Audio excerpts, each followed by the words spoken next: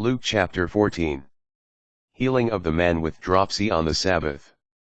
On a Sabbath he went to dine at the home of one of the leading Pharisees, and the people there were observing him carefully.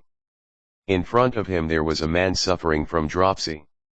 Jesus spoke to the scholars of the law and Pharisees in reply, asking, "Is it lawful to cure on the Sabbath or not?" But they kept silent, so he took the man and, after he had healed him, dismissed him. Then he said to them, "Who among you, if your son or ox falls into a cistern, would not immediately pull him out on the Sabbath day?" But they were unable to answer his question. Conduct of invited guests and hosts. He told a parable to those who had been invited, noticing how they were choosing the places of honor at the table. When you are invited by someone to a wedding banquet, do not recline at table in the place of honor. A more distinguished guest than you may have been invited by him. And the host who invited both of you may approach you and say, "Give your place to this man," and then you would proceed with embarrassment to take the lowest place. Rather, when you are invited, go and take the lowest place so that when the host comes to you he may say, "My friend, move up to a higher position." Then you will enjoy the esteem of your companions at the table. For everyone who exalts himself will be humbled, but the one who humbles himself will be exalted.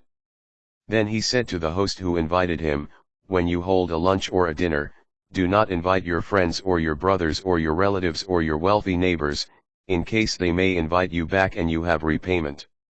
Rather, when you hold a banquet, invite the poor, the crippled, the lame, the blind. Blessed indeed will you be because of their inability to repay you. For you will be repaid at the resurrection of the righteous." The parable of the great feast. One of his fellow guests on hearing this said to him, "Blessed is the one who will dine in the kingdom of God." He replied to him, "A man gave a great dinner to which he invited many. When the time for the dinner came, he dispatched his servant to say to those invited, 'Come, everything is now ready.' But one by one, they all began to excuse themselves. The first said to him, 'I have purchased a field and must go to examine it, I ask you, consider me excused.' And another said, 'I have purchased 5 yoke of oxen and am on my way to evaluate them, I ask you, consider me excused.' And another said, 'I have just married a woman, and therefore I cannot come.' The servant went and reported this to his master. Then the master of the house in a rage commanded his servant, 'Go out quickly into the streets and alleys of the town and bring in here the poor and the crippled, the blind and the lame.' The servant reported, 'Sir, your orders have been carried out and still there is room.' The master then ordered the servant, 'Go out to the highways and hedgerows and make people come in that my home may be filled. For, I tell you, none of those men who were invited will taste my dinner.'" Sayings on discipleship. Great crowds were traveling with him, and he turned and addressed them. "If anyone comes to me without hating his father and mother, wife and children, brothers and sisters, and even his own life, he cannot be my disciple.